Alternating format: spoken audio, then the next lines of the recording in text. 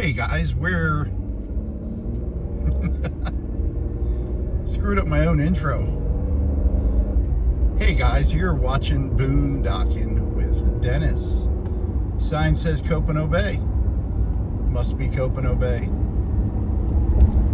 We're going over the Lyndon B. Johnson Causeway, leaving the Live Oak Peninsula, Rockport, Texas. Going to head over to Lamar. Copano Bay's on our left. Aransas Bay's over there on our right. It's about 57 degrees at 8:11 a.m. I believe it's Saturday. The sun is shining. It's supposed to go up to the mid-60s today. And we're still getting ready for that cold front moving in. The old Arctic blast.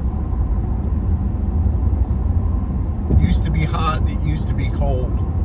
Now we get heat domes and Arctic blasts. New phrases to scare us. I kind of have the camera pointing to the right today. So if there's anything good on the left, yeah, we're not going to see it. Someone asked me how to show them how to get to where that gator pond is over in Lamar. So we are on Highway 35, heading north, leaving Rockport, crossing the causeway. You all up to date? That's good. I got the calendar joke that Todd sent me. Thank you, Todd. An oldie but a goodie. Why do cows wear bells? Why do cows wear bells? Because their horns don't work. Because their horns don't work. I think I'm using the accent of a character I saw in a movie last night. Watched 2 movies last night. I was parked at 4:30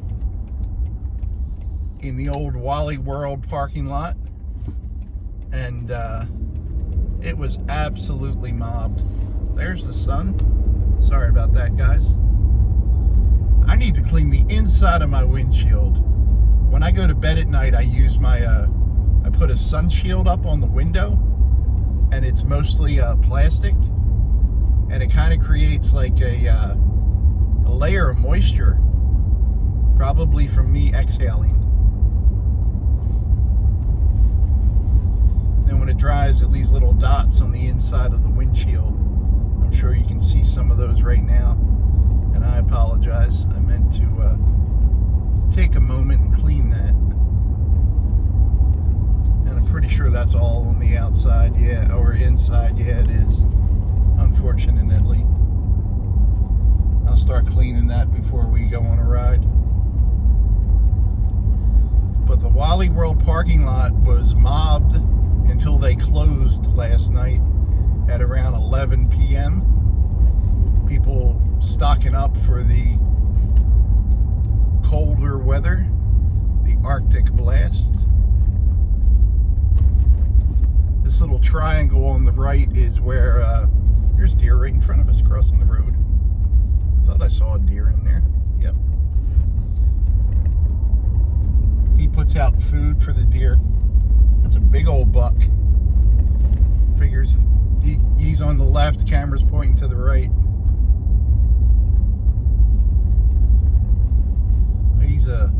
He'd have fed a lot of people. But yeah, the entire parking lot, and they finished the southern side of the parking lot, repaving it, and now they're kind of working on the middle part, so there is a whole lot less parking. But excuse me, the old morning clogged throat. Ship water. I didn't have coffee yet. That's what's going on. I didn't have coffee yet. I can't believe I'm even functioning. But got up early, got a little bit of a sunset this morning, and filmed that. And that's kind of my routine. I wake up, film the sunrise this morning. I wake up, film the sunrise, edit that all together, and then I go make the afternoon video, and then I go back to the sunrise video to post tomorrow morning. I really enjoy coming through here. It's nice to get into some trees. And if we make a right here, it'll be the entrance to Goose Island State Park. So all we've done so far is come over the causeway and make a right at that convenience store. And that road will take us straight down to the water. Yeah, I watched High Plains Drifter last night, 1973, Clint Eastwood, where he's the stranger. His character, I mean, Clint Eastwood's basically the same guy in every Western movie, right? But he doesn't have a name in this one. And pretty neat. And then I was reading some of the trivia about the movie, and they built that town out in the middle of nowhere. Clint Eastwood directed that movie, and they wanted him to film it on the Paramount lot.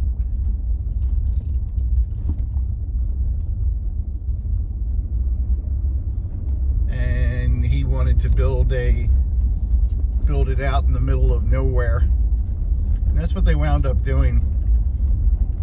That's on Netflix, if you guys haven't seen it or haven't seen it in a long time. High Plains Drifter. Good movie, predictable Western, and again, that's got a lot of the character actors. There's a jogger. No, she's not a jogger, she's a runner, huh? She is running. Low tide going on over here. She got on magic shoes. So when we're coming here, here's their boat ramp area that I've shown in my videos before, and that's pretty full today. A lot of people probably out duck hunting before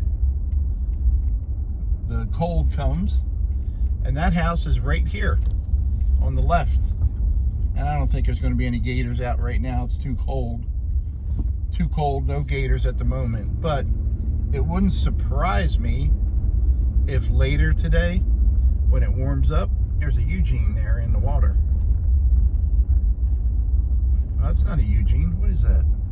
Oh, it is a Eugene. He just had a fish hanging from his beak.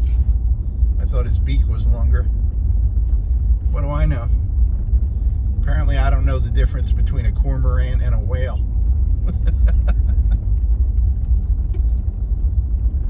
And I watched another movie on Amazon Prime, and that was called I Think We're Alone Now, and it was rated 5.4 on IMDb, which is a pretty low rating, and I really liked the movie. Like, I'd give it a 7.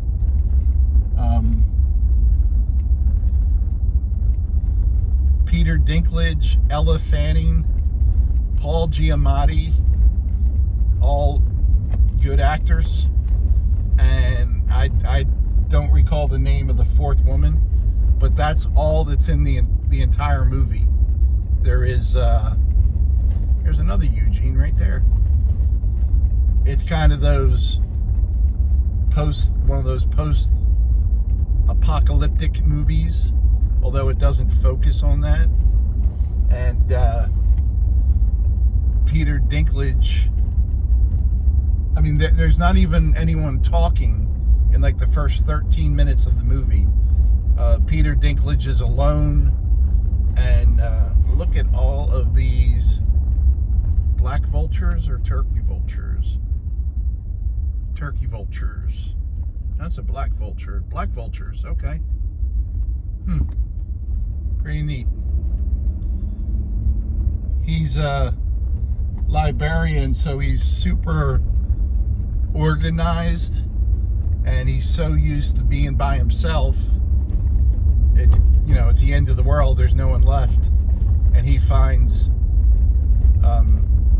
Elle Fanning, which is Dakota Fanning's sister. So I liked it. Like, not a whole lot of action, just they went and got really good actors, you know. I like Paul Giamatti. He always plays weird, quirky characters. And there's the big tree, guys. Big tree's the one back there with the fence around it. And I've made videos from back there if you're curious to ever check out the big tree. I think what I want to do is loop around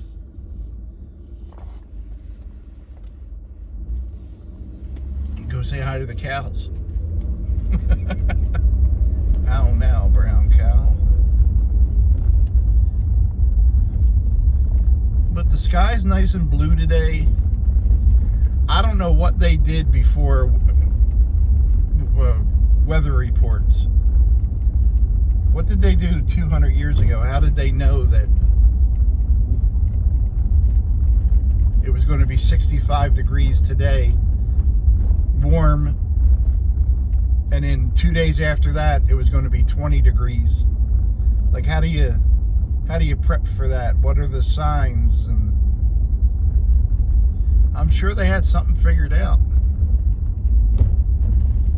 I think they could figure out everything back then except when a hurricane was coming.